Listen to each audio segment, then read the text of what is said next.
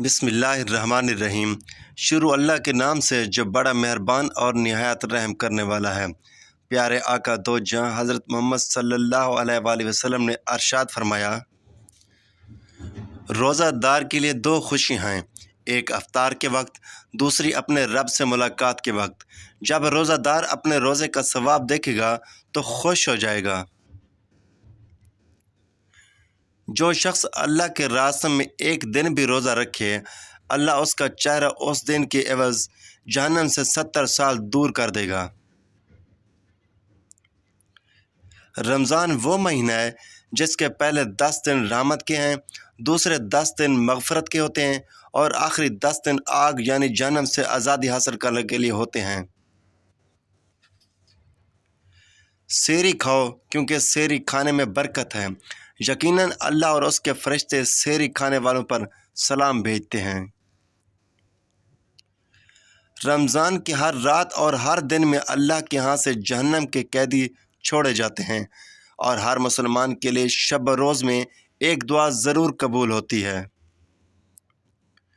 جس نے روزہ دار کو روزہ افطار کرایا اسے بھی اتنا ہی اجر ملے گا جتنا روزہ دار کے لیے ہوگا، اور روزہ دار کے اجر میں کچھ بھی کمی نہ ہوگی۔ جس شخص نے ایمان اور احتساب کی نیت سے روزہ رکھے تو اس کے پہلے گناہ معاف کر دیے جائیں گے۔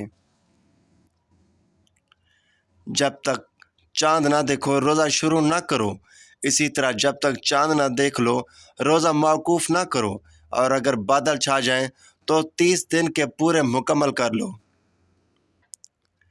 جب رمضان کا مہینہ آتا ہے تو آسمانوں کے تمام دروازے کھول دیے جاتے ہیں اور جہنم کے دروازے بند کر دیے جاتے ہیں، اور شیاطین کو زنجیروں سے باندھ دیا جاتا ہے۔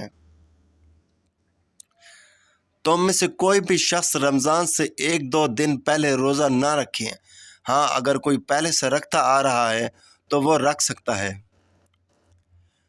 جو شخص ماہ رمضان کا ایک روزہ بھی جان بوجھ کر چھوڑ دے اور وہ عمر بھر اس ایک روزے کی تلافی کے لیے روزہ رکھے تو پھر بھی اس ایک روزے کی کمی پوری نہیں ہوگی۔ روزہ ایک ڈھال ہے، اس لیے روزہ دار نہ بیہودہ گوئی کرے اور نہ ہی جاہلانہ افعال کرے۔ جس نے روزہ رکھ کر بھی بد زبانی اور جھوٹ نہ چھوڑا تو اللہ کو اس کا کھانا پینا چھوڑ دینے کی کوئی ضرورت نہیں۔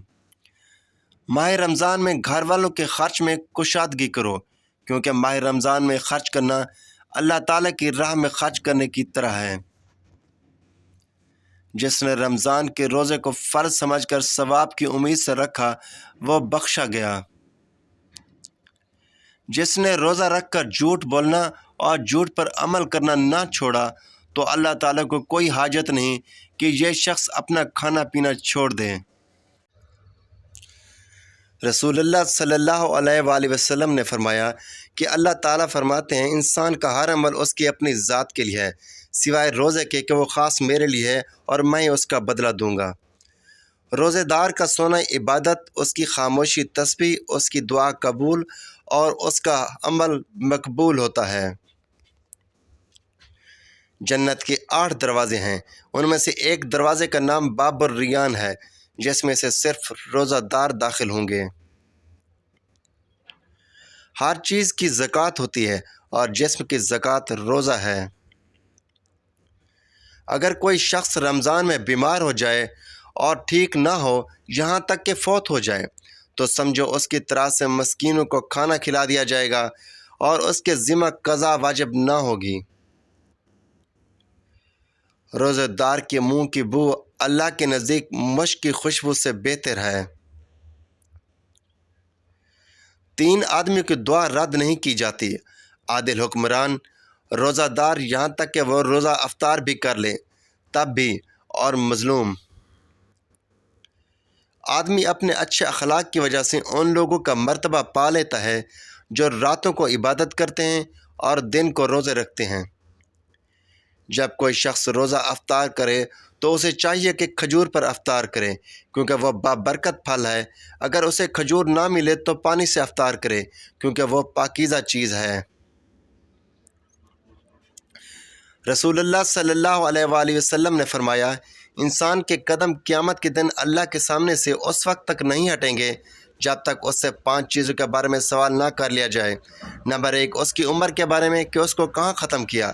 نمبر 2، اس کی جوانی کے بارے میں کہ اس کو کہاں خرچ کیا۔ نمبر 3، مال کہاں سے کمایا۔ نمبر 4، کہاں خرچ کیا۔ نمبر 5، علم کے مطابق کیا عمل کیا۔